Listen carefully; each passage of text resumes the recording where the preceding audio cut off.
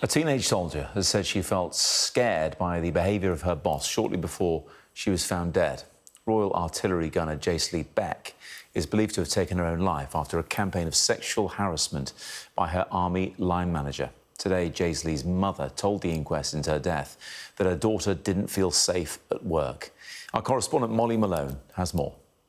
Well, Jaysley Beck, who was 19 years old, had been serving as a gunner in the Royal Artillery when just days before Christmas, back in December 2021, she was found dead at her army camp, Larkhill army camp. Now, she's believed to have taken her own life following alleged sexual harassment by her then line manager, her immediate boss in the army, named in court today as Ryan Mason. She'd received from him thousands of WhatsApp messages and voice notes in the months leading up to her death, and some of those were presented in court today. The earlier exchanges were seen as Jaysley seemingly talking through with her boss and what was presented as a difficult personal time for him, supporting him.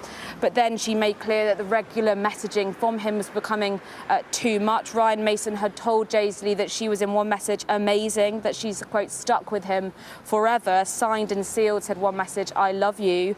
On the 25th of November, she said to him, "This whole falling in love with me, it's becoming too much, it's weighing me down." And then on the 4th of December, she said, "I can't deal with this at the minute, 24/7, you're always messaging me." Now, the court also heard today a pen portrait delivered by Jaysley's mother, where she was described as a proud soldier with an adventurous spirit who lit up every room she walked into.